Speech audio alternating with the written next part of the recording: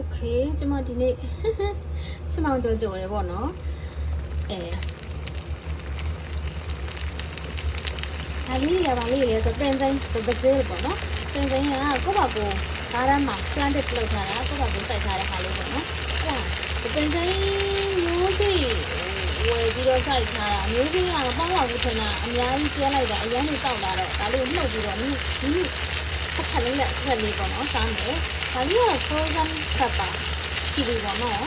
ဒီကငရုတ်ကြီးဆိုတော့လေဒီလိုရိုက်လေးရပါတယ်ဒီမှာဒီကမရှိပါဘူးဒီမှာအပင်ရတယ်ဒီမှာတီးတာကြလည်းရှိပါသေးတယ်အဲ့ကတော့ကျန်တော့ဒီလိုလေးပေါ့နော်အဲ့တော့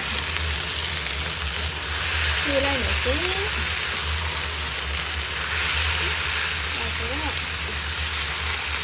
ပုံစံရည်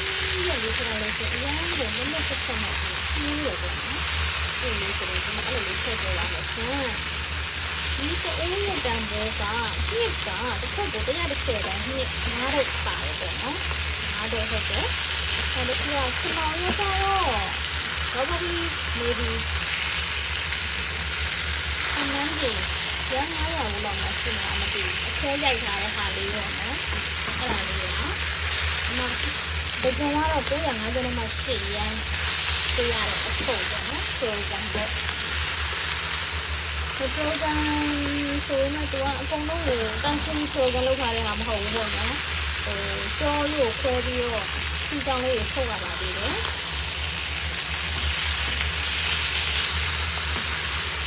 ဒါလေးပါလဲဆိုတော့တောင်းမှောက်တော့တုံးတယ်နောက်ပြီးတော့ခါမတုံးငန်းတိုင်းလုံးမထည့်ရသေးဘူး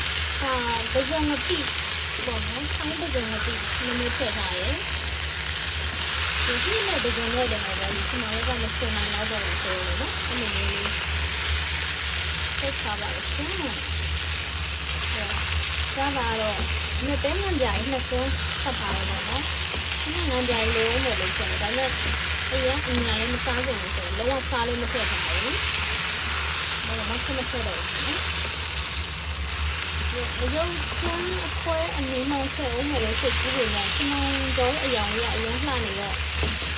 မထည့်တော့ဘူးပေါ့နော်